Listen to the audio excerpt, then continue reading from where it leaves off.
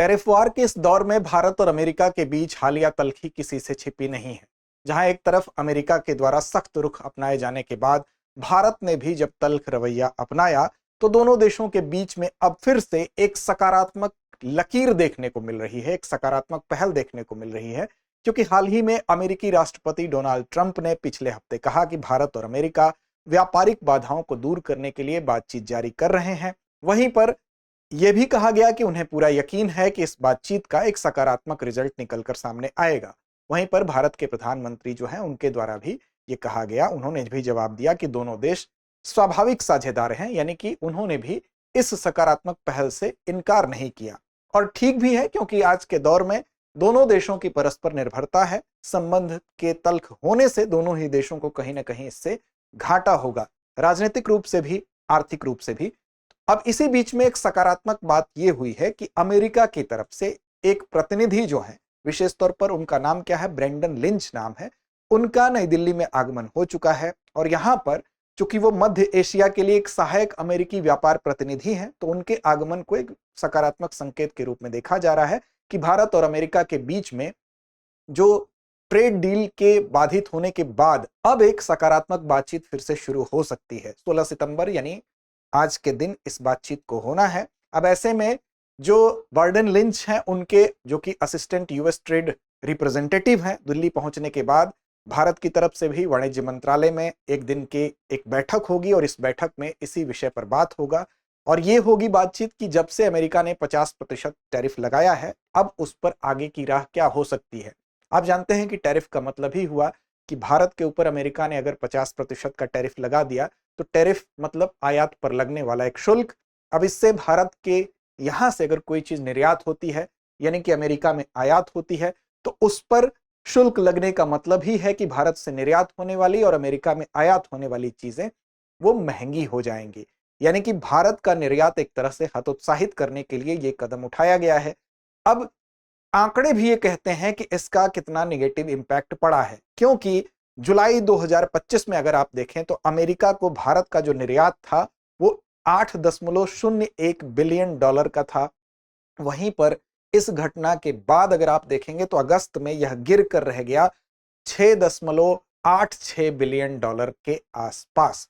तो इसका मतलब भारत को भी कहीं ना कहीं भारत के निर्यात में भी घाटा देखने को मिला है और कहीं ना कहीं अमेरिका को भी इसका खामियाजा भुगतना पड़ रहा है। इसीलिए दोनों पक्षों के बीच में अब यह बातचीत होनी है। तो देखते हैं, इस पूरे घटनाक्रम को समझते हैं कि यहां पर क्या आगे की कोई राह निकल पाएगी।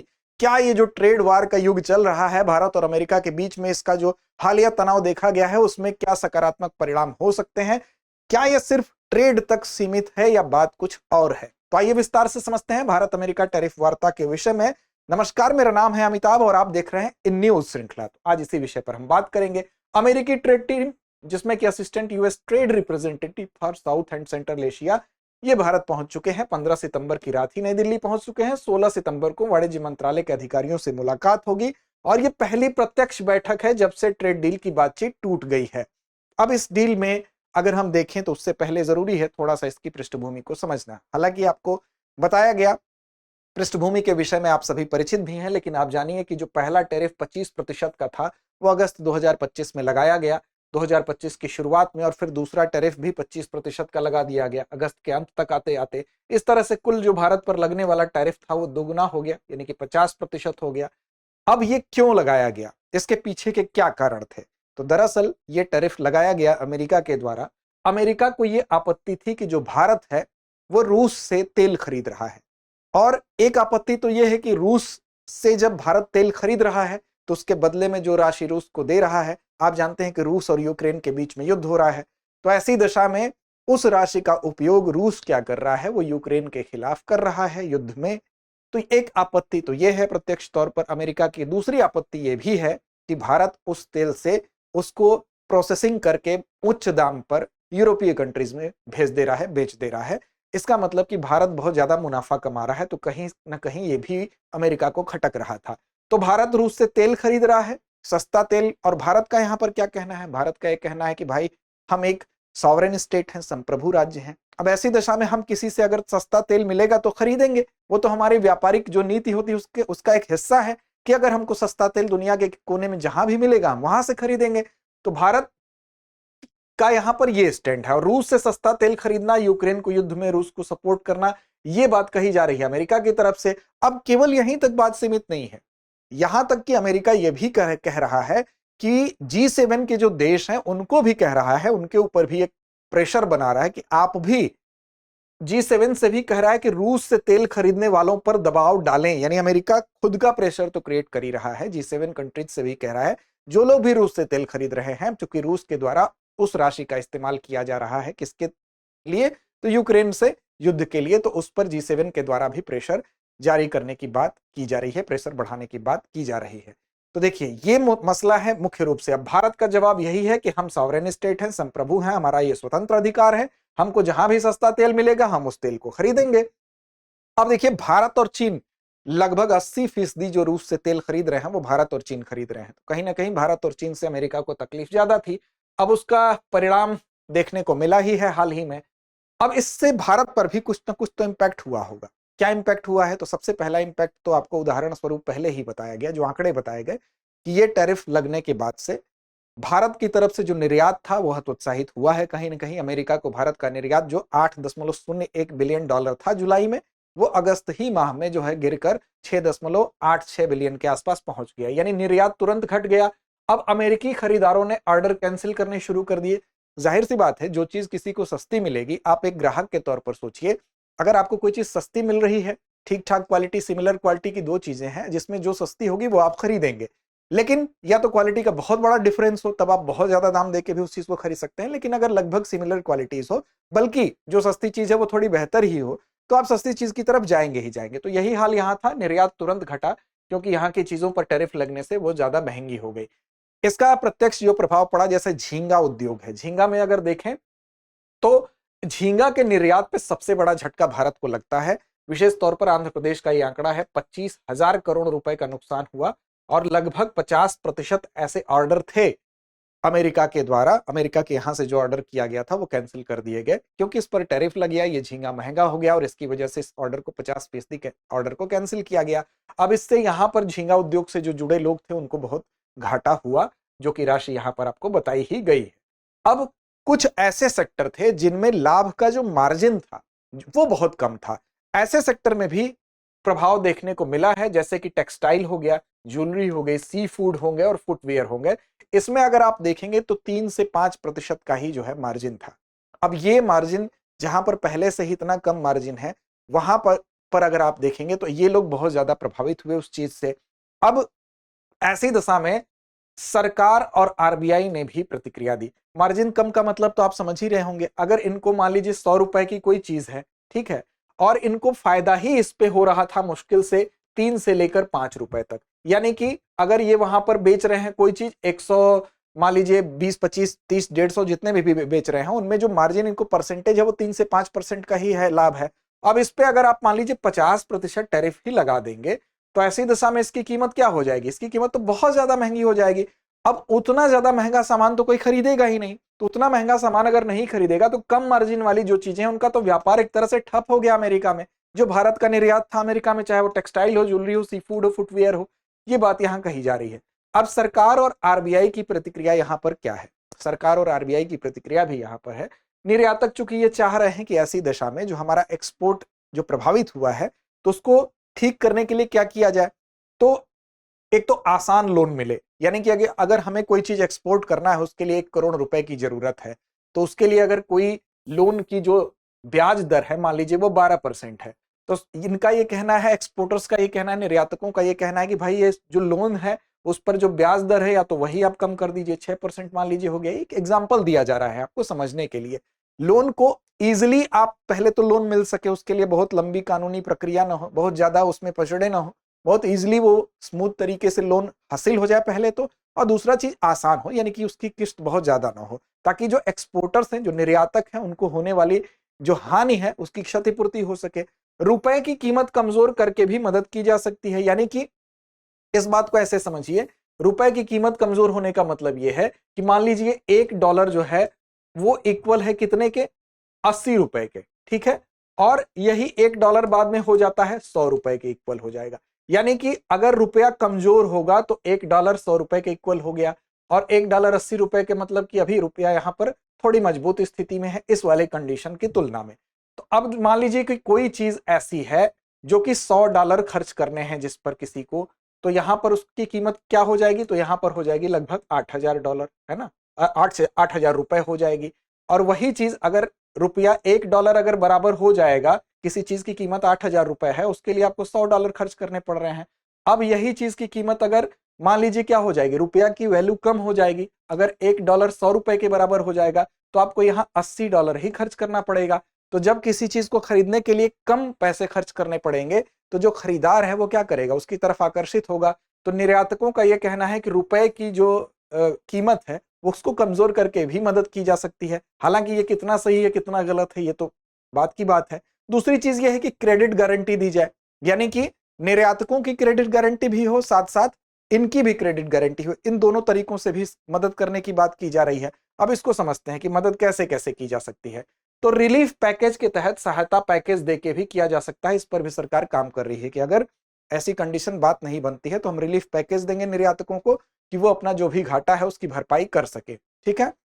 इसके अलावा ब्याज सब्सिडी, ब्याज सब्सिडी का मतलब क्या होता है कि मान लीजिए कि अगर 12% आपको ब्याज लगना है किसी चीज पर, तो उसमें सरकार क्या करेगी कि सरकार मान लीजिए कह दी कि 4% जो ब्याज है वो सरकार की तरफ से दिया जाएगा, 8% की जो राशि है वो आपकी तरफ से दी जाएगी। इसका मतलब ये ब्याज पर ही सरकार के द्वारा मदद दी गई, यानी कि इंटरेस्ट पर ही आपको सब्सिडी दे दी गई। Export credit guarantee, export credit guarantee का मतलब ये होता है कि निर्यात ऋण गारंटी, विदेशों में अगर पैसा फंस जाए निर्यातकों का, जो खरीदार है पता नहीं वो पेमेंट करेगा नहीं करेगा, कहीं वो डिफॉल्ट करता है, तो ऐसी दशा में जो निर्यातक हैं उनको सरकार के द्वारा अगर कोई नुकसान अगर निर्यातकों को होने की चांसेस हो, ऐसी कोई भी घटना हो, डिफॉल्ट कंडीशन बने, तो ऐसी दशा में सरकार एक गारंटी दे, यानी कि आपका निर्यात अगर किसी भी कारण से निर्यात आप किए और आपका पैसा फंसा तो सरकार के द्वारा ये गारंटी दी जा रही है कि हम जो है उसकी क्षतिपूर्ति आपको करेंगे। तो इसको कहते हैं एक्सपोर्ट क्रेडिट गारंटी। तो इसकी बात यहां पर की जा रही है। कैश सपोर्ट, कैश सपोर्ट का मतलब कि आप सीधे सीधे प्रत्यक्ष रूप से ही नगद सहायता कर दे, ये भी होता है। क्रेडिट गारंटी किसको कहते हैं, तो क्रेडिट गारंटी मतलब बैंक भरोसा देती है कि अगर निर्यातक लोन नहीं चुका पाता है, जो भी एक्सपोर्टर है, अगर मान लीजिए उसने लोन ले लिया और वो लोन नहीं चुका पाता है, तो नुकसान जो भी है वो सरकार उठाएगी, सरकार एक गारंटी लेती है, तो इसको क्रेडिट गारंटी कहते हैं। तो ये कुछ ऐसे तरीके हैं जिन तरीकों के हिसाब से निर्यातकों का जो है सपोर्ट किया जा सकता है, उनकी मदद की जा सकती है। ये कुछ चीजें हैं। अब देखिए यहां पर सवाल उठता है कि ये जो भी घटनाक्रम हुआ है टैरिफ को लेकर, वो सिर्फ क्या व्यापारिक ही हित टकरा रहे हैं या बात कुछ और है। तो देखिए कूटनीति और रणनीति यहां पर क्या है। देखिए ये सिर्फ और सिर्फ क्या व्यापार है ये समझना जरूरी है। दरअसल ये सिर्फ अगर व्यापार होता तो भारत, अमेरिका कह रहा है कि असल में यह कदम राजनीतिक दबाव है। कैसे राजनीतिक दबाव है, केवल व्यापारिक नहीं है।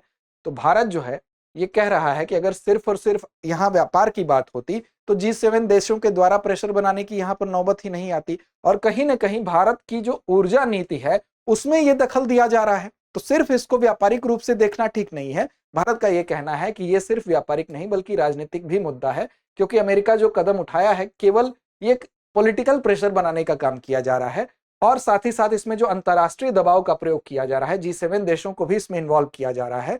रूस से तेल खरीदने वालों पर जो सख्ती की जा रही है वो कहीं ना कहीं अमेरिका और चाइना, इन दोनों के ऊपर, चूंकि 80% तेल ये क्या करते हैं, यही दोनों खरीद रहे हैं। तो ये एक तरह से पॉलिटिकल भी प्रेशर बनाने का काम है अमेरिका के द्वारा रूस, क्षमा करिएगा, रूस के साथ साथ भारत और चीन के ऊपर भी। यानी कि यह मामला क्या है, सिर्फ भारत और अमेरिका का नहीं है बल्कि एक वैश्विक रूप से एक ग्लोबली एक प्रेशर क्रिएट किया जा रहा है, पॉलिटिकली एक प्रेशर क्रिएट किया जा रहा है भारत और चीन जैसे देशों के ऊपर। कहीं ना कहीं अमेरिका को अपने प्रभुत्व पर जो खतरा है वो दिखाई दे रहा है इन उभरती हुई अर्थव्यवस्थाओं के माध्यम से। भारत को एक तरफ वो कह रहा है अमेरिका कि आप क्या करिए, जीओएम जो फसलें हैं, जीएमओ जो फसलें हैं, यानी कि जेनेटिकली मॉडिफाइड जो फसलें हैं, आप वो हमसे खरीदिए। तो भारत साफ तौर पर यह कह रहा है कि भारत में जो किसान हैं हमारे, वो अगर इन फसलों का विरोध कर रहे हैं तो हम यहां पर समझौता तो नहीं करेंगे। भारत के किसान, मछुआरे, पशुपालकों के हित से समझौता नहीं होगा, भारत का साफ तौर पर यह स्टैंड है। तो इसका मतलब कि अगर समझौता यहां पर होगा भी तो वो कुछ गैर संवेदनशील मुद्दों पर ही समझौता होगा। जो संवेदनशील मुद्दे हैं जैसे कि जो जीएम फसलों का मामला है वहां पर भारत समझौता करता हुआ नहीं दिख रहा है, जहां पर कि किसानों का, मछुआरों का या पशुपालकों का हित किसी भी तरह से प्रभावित हो रहा है। अब ऐसी दशा में रणनीतिक विकल्प क्या हो सकता है? तो रणनीतिक विकल्प हमेशा सबसे बढ़िया क्या होता है? मध्यम मार्ग होता है। यानी कि यहां पर जो मिनी डील है वो एक हमको देखने को मिल सकती है। यानी मिनी डील क्या है? तो भारत कुछ गैर संवेदनशील कृषि आयात को हो सकता है कि खोल दे, यानी कि जो चीज अभी हम एक्सपोर्ट करना सारी चीज बंद कर दिए थे अमेरिका से, तो कुछ ऐसे क्षेत्र का गैर संवेदनशील जो आयात है उसको भारत खोल देगा और बदले में अमेरिका क्या करेगा? कुछ टैक्स में रिलैक्सेशन दे देगा। यानी भारत रूस से तेल खरीदना जारी रख सकता है, क्योंकि भारत ऊर्जा नीति पर किसी तरह का समझौता करने के मूड में फिलहाल तो दिखाई नहीं दे रहा है। अब इस दशा में क्या संभावनाएं हैं, क्या हो सकता है, क्या होगा वो तो सामने आएगा ही, लेकिन संभावनाएं क्या है? देखिए, तीन तरह की यहां पर संभावनाएं हैं। पहला तो यह है कि दोनों देशों के बीच में समझौता ही हो जाए। समझौता हो जाए तो हर चीज पूर्ववत हो जाएगी, यानी अमेरिका कुछ टैक्स कम कर दे और भारत कुछ बाजारों को ओपन कर दे, एक समझौते की स्थिति ये बनती है। दूसरा यह है कि टैक्स बने रहे, यानी कि जो टैक्स लगा है वो बना रहेगा। ऐसी दशा में क्या होगा? अब भारत को अपने यहाँ के जो निर्यातक हैं उनको वो विभिन्न सुविधाएं देनी पड़ेंगी, इनको क्रेडिट गारंटी देनी पड़ेगी, इनको क्रेडिट जो एक्सपोर्ट क्रेडिट गारंटी देनी पड़ेगी, कैश सपोर्ट भी करना पड़ेगा, नगद सहायता भी करना पड़ेगा। यानी सरकार सीधे निर्यातकों को कुछ पैसा दे देगी।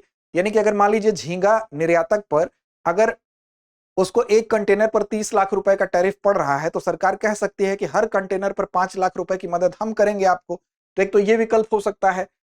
साथ ही साथ नए बाजार तलाशने होंगे भारत को। अगर एक बाजार उसका प्रभावित हो रहा है तो नए बाजारों को तलाशना पड़ेगा। अब वो चाहे अफ्रीका हो, वो चाहे मिडिल ईस्ट हो, वो चाहे यूरोपियन यूनियन के देश हो। तो ऐसी दशा में तीसरी कंडीशन क्या हो सकती है? जब स्थिति बहुत ही ज्यादा बिगड़ जाएगी तो भारत को स्थायी रूप से अपना जो अमेरिकी बाजार है उसको खोना भी पड़ सकता है। हालांकि ये नौबत नहीं आएगी, क्योंकि दोनों के ही हित परस्पर एक दूसरे पर निर्भर है। ऐसा नहीं है कि अमेरिका समृद्ध है, इसका मतलब ये नहीं कि भारत के मार्केट को वो इग्नोर कर सकता है। लेकिन फिलहाल ये तीन संभावनाएं हैं। अब ऐसी दशा में क्या कदम उठाने पड़ेंगे? तो एक तो शॉर्ट टर्म जो कदम होते हैं, शॉर्ट टर्म कदम के अंतर्गत क्या होता है? मोराटोरियम। मोराटोरियम कहते हैं कर्ज अदायगी को टालना। यानी कि भारत के निर्यातकों ने जो बैंकों से या सरकार से जो कर्ज ले रखा है उनको हम ये कह सकते हैं, सरकार ये कह सकती है निर्यातकों को राहत देते हुए कि मान लीजिए 6 महीने तक अभी आपको कर्ज लौटाने की कोई जल्दबाजी नहीं है, आप उसका प्रेशर किसी भी तरह का अपने ऊपर नहीं लेंगे। इसको कहते हैं मोराटोरियम। यानी कि कर्ज अदायगी का जो भय है उसको फिलहाल टाल देना। ब्याज पे सब्सिडी देना, जो ब्याज मान लीजिए कि उदाहरण मैंने बताया था कि जैसे 12% है तो उस पर मान लीजिए 4% सरकार कहे कि ये आपको नहीं चुकाना है, ये हम चुकाएंगे, आपको 8% चुकाना है, तो ब्याज पे सब्सिडी सरकार दे दे, क्रेडिट गारंटी दे दे। ये तो हो गए आपके शॉर्ट टर्म जो है कदम हो गए। क्रेडिट गारंटी का मतलब यह सरकार बैंक को ये भरोसा दे दे कि अगर निर्यातक लोन नहीं चुका पाता है तो नुकसान जो है वो सरकार उठाएगी। और दूसरा कदम है मध्यम अवधि। यानी कि हमको अब क्या करना होगा? मध्यम अवधि में क्या होता है? इसमें हमको नए मार्केट को, नए देशों में निर्यात को हमको तलाशना पड़ेगा। वो चाहे अफ्रीकी कंट्री हो, वो चाहे मिडिल ईस्ट हो, वो चाहे हमको अन्य जगहों पर हो, यूरोप में हो। तो मध्यम अवधि में हमको ये मार्केट भी तलाशना पड़ेगा। और दीर्घकालिक रणनीति में ये हो सकता है कि जो अंतरराष्ट्रीय मंच है, चाहे वो G7 हो, चाहे वो WTO हो, ऐसी जगहों पर भारत को अपना पक्ष मजबूती से रखना पड़ेगा और भारत को वैश्विक मंच पर अपनी बात समझानी पड़ेगी कि भारत किस तरह से अपनी बातों को लेकर अपने स्टैंड को कितना बेहतर तरीके से जस्टिफाई कर पा रहा है। क्योंकि किसी भी देश की जो संप्रभुता होती है, ऊर्जा नीति उसकी संप्रभुता का हिस्सा होता है। और ऐसी दिशा में किसी भी देश की ऊर्जा नीति को प्रभावित करना उसकी संप्रभुता को प्रभावित करना है। और संप्रभुता से समझौता करना किसी भी देश के लिए हितकर नहीं होता है। एक बार अगर समझौता होता है तो वो आगे के लिए भी एक समझौते का ही हम कह सकते हैं कि नींव बनती है। तो इस तरह से अब क्या वो आज की इस बैठक में तय होगा वो तो समय बताएगा, लेकिन फिलहाल ये पूरा का पूरा मुद्दा था। ये बैठक बहुत महत्वपूर्ण है। अब अंत में अभ्यास प्रश्न की बारी है, आपके हिस्से छोड़ते हैं। हाल ही में अमेरिका ने G7 देशों से क्या करने की अपील की? विकल्प ए, भारत पर व्यापार प्रतिबंध लगाएं। विकल्प बी, रूस से तेल खरीदने वाले देशों पर दबाव बढ़ाएं। विकल्प सी, भारतीय उत्पादों पर टैक्स कम करें। या विकल्प डी, भारत को WTO में ले जाएं। तो उम्मीद ही नहीं कि विश्वास है कि आप इसका सही और सटीक जवाब जरूर देंगे। लड़ते रहिए, अपने लक्ष्य की ओर बढ़ते रहिए।